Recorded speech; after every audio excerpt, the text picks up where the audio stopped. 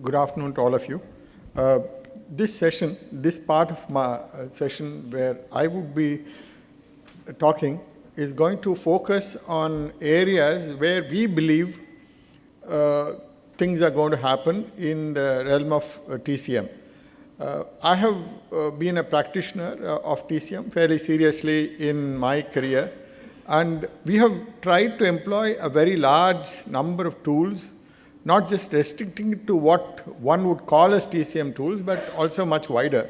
So these tools and techniques had given us an opportunity to get entry into organizations, transform, help the organization to really achieve some level of cost focus, cost efficiency. And that we moved and brought it upward to a strategic level. And this was done in larger number of organizations. If we take the organization which I work for as one part, one sample, 100 such organizations are doing all over the world. So the cumulative effect of all of these has been substantial. And if you look at the sectoral areas, you would find that manufacturing clearly dominates the entire approach to usage of strategic cost management, integrating it and elevating it to the strategic level, and really looking at the original cost leadership as an important goal. And while doing that, what are those things that one needs to be doing? So when I started doing a little bit of research for this session and wanted to look at it from another angle, that means what is it that we need to be looking at? We believe in the TCM group in CII, which I'm part of, proud to be part of. We are looking at what should be done, even while things are settling in place in the areas which have already been tried out. So in the sectors, in the levels, in organizations, things have happened, but what we are talking about is going to the next stage. While doing that, obviously this is going to be a little bit of forward-looking and maybe beyond certain areas. So I would request you to look at this, and I'm going to throw some challenges also for some of you and many of you to probably think about. And I'm sure an organization like SAP, which is here, it would be a great opportunity for them to internally look at some of these and convert them into solutions and bring it to the marketplace. So if you look at, I'm going to look at it from three angles. One is the type and extent of enterprise. So when you talk about forward and beyond enterprise, it started low, it started within certain functions, primarily around manufacturing, inventory solutions and so on, but TCM went on much wider, and it started embracing a large number of areas. So cost reduction was a driver. The cost reduction gave rise to a number of other solutions, and slowly it started getting reflected in an overall organization. So we used to start dealing with finance managers, CFOs and so on, but we started dealing with CEOs progressively. And that was a big change, because the attention that the CEO pays to an enterprise, to a service provider who brings in new ideas, is far different from the way in which the others look at it. So if the CEO is interested, and in many cases that's what happened, if they decide the next 3 months, 6 months and so on, the project used to really take off. And organizations where there was lesser engagement of CEO, this was, so the owner and motivator progressively changed. And today it is no longer the CFO, CEO, but it's also moved to the governance, the boards, and some cases we have seen, at least in 2 or 3 group level, the large groups, I'm talking about India, large groups where TCM, the way in which we articulate or otherwise, we find that there is conglomerate level attention that is being paid across organizations where you have 20, 30, and not to name, but many of these large organizations have actually someone at the apex level, at the group level, who is really monitoring and finding out what more, and that I consider as definitely a proof of what the effort has been done. I would like to also look at techniques. As I told you, I would like to see what more sophistication, what more additions that we need to be looking at in techniques fundamentally, before that can be converted to solutions as we go forward. That is briefly what I plan to do. So look at the sectors. As I mentioned, manufacturing now really has gone into services, and there is enough and more literature available as far as service sector is concerned. It's gone very much into great detail as far as for-profit service sectors are concerned. the entire financial services and IT and a whole lot of other organizations which have really made cost and cost management in a strategic form very much part of their enterprise. What I believe the next stage, and this is really going to be a winner if you're going to look at the expansion into agriculture, public goods we have not really gotten to the entire public goods that are globally managed by a large number of, like the energy sector and the mining sector and so on. And also defense and space. I had the opportunity, really a privilege, just 2 weeks back, interacting with the chairman of ISRO. And he was mentioning that they have, for the Mangalyaan venture, they have specifically used certain cost management methodologies which have ensured that they had the original objective itself was to have a mechanism by which they would be globally the least cost satellite provider for the entire world. I mean, where a very large portion is still under the control of proprietary organizations across the world, they have been able to prepare an integrated platform, not just the basic satellite itself, but the satellite launch vehicle. And the word cost management was not new to him. If that was the case, a chairman of ISRO says, our Indian Space Research Organization, I was really, really thrilled when that evening he had come for a lecture. And that was very, very educative. So defense is an area where there's been a lot of attempt made, and the scope that is available in defense sector, because the amount of the money that goes into out of a budget of any country, in India, of course, is a very significant amount. And finally, the macroeconomic management, which is in terms of the way in which our organization, including some of the recent activities and so on, the impact of cost at an overall level. So, in my opinion, these are 4 sectors, just to look at sectors from a very, very productive point of view, where TCM would really have a meaningful level. The wastage in cost to value is probably the highest in these 4 sectors. So the opportunity is also highest, the low-hanging fruits. Similarly, the conglomerates, as I told you, boards and so on, and slowly creeping into government legislative activities would become significant. There would be organizations, there would be positions which will be looking at this as we go forward. And today, global commodity pricing is one of the biggest issues. And we've had oil, if you take as a single example, the amount of literature that is available on the modes and methods of oil in relation to the pricing and cost, the commodities which are very largely used. So the impact of what China did and did not on the price of coal and iron and iron ore and so on is excellent case study. And there it's clearly, there is a huge gap between what would be value and what would be the cost, and what would be the price that would be driving both the value and cost. So the triangle between value, price, and cost is something which is going to be really, really very important. And so I would think that we need to have techniques which are forward-looking, which will address this. I'll come to what could be the initial, I've done some background work and I'll mention that. And global movement of factors of production. So this is something which has happened.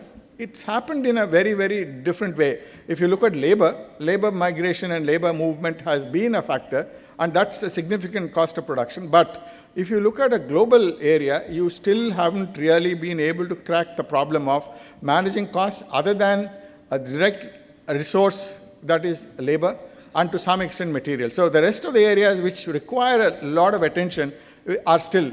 We had an excellent session on logistics. Logistics is a very much an important part when you look at a global practice. Let me quickly look at the techniques and analysis. I've tried to put down sort of a big list. It's far more than this, but at least the ones which have been repeatedly used, and I have personally found many of these techniques are of great relevance and can be applied when we are talking about moving towards strategic cost management in an organization. A lot of contribution has come from the companies which have provided solutions like SAP and Oracle and so on. So you have the data analytics, big support in terms of TCM, and the benchmarking, the theory of constraints, Kaizen. A lot of these, as we mentioned earlier, these are integrative. So we have these, but the problems that we are talking about when we talk about beyond an enterprise are not, I try to find some kind of a mapping between these techniques and application of these techniques. For example, I'll just take a simple example in 2 minutes, agriculture. The agriculture in a country like ours is dependent on many factors. But data available about agriculture is phenomenal data. The data is available in terms of what factors of agricultural production are present in which parts of the country. That's available. The labor cost details about agricultural production are available in plenty. The extent of irrigation, the extent of availability of resources, land, etc., the appropriateness of the type of land to the kind of agriculture, all this data is available in, the government has put in a lot of effort over years to create a lot of data. What is missing is the integration of the cost map overlapped with the variation in production, factors of production. For example, the production areas and the consumption areas are different. And the link between the production areas and the consumption areas translated into costs is a data which is not easily available. The availability in terms of changes in the weather conditions and the appropriateness of the type of production. To take a simple example, staple crops are produced across the country.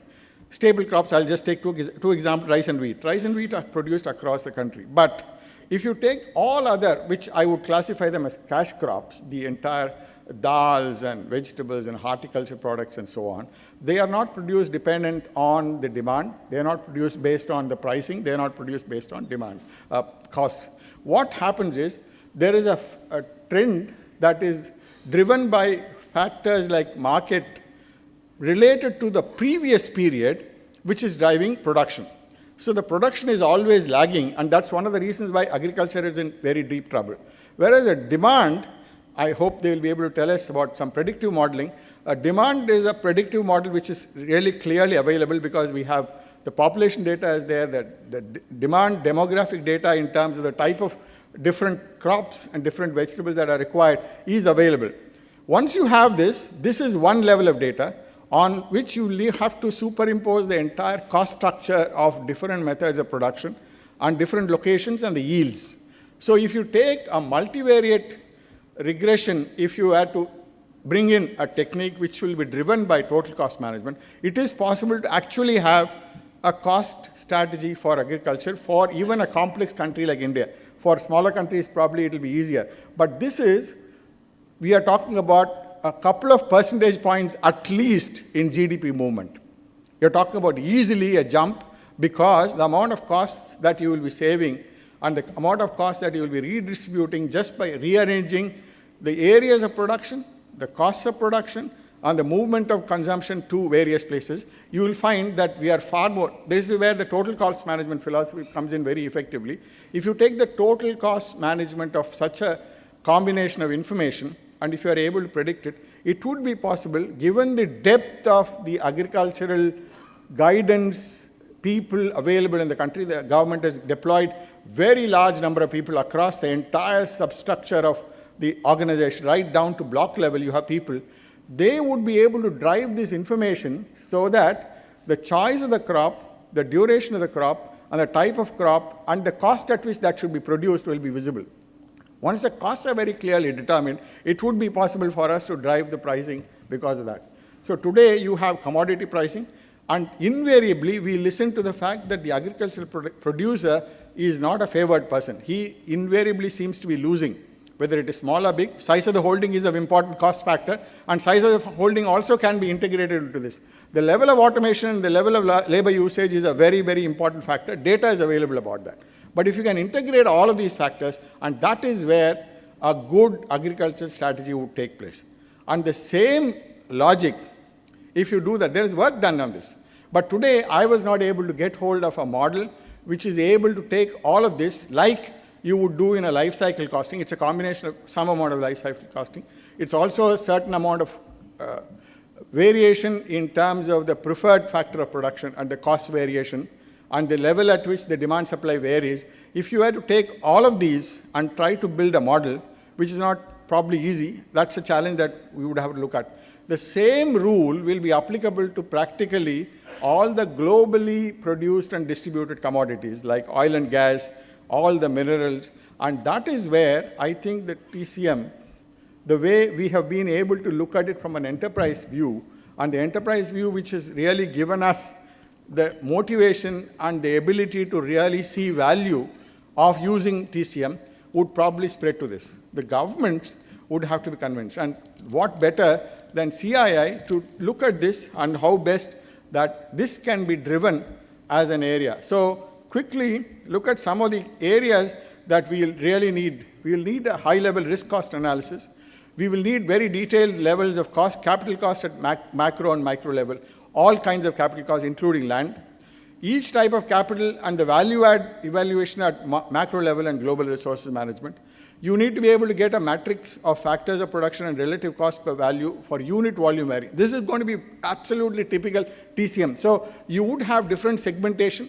For each of those segmentations, you would be in a position to get unit and unit per volume variance. That would really help. And escalating all of this into a country level cost management for an overall strategy.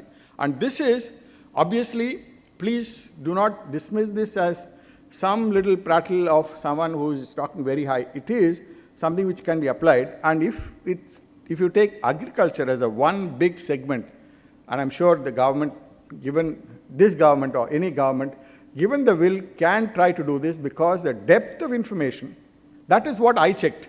The depth of information availability is phenomenal. The demographic data, the crop data, the agriculture pattern is amazingly great. And if you have to find methodologies which will be able to convert this into guidances, which can be translated to strategy, and that is really what TCM is all about. So what I've tried to do in the brief time is to see that there are areas where CII, not only CII, all of us professionals who have different responsibilities in different areas, having learned the experience from an enterprise level, how do we translate into forward as well as beyond an enterprise? Thank you so much.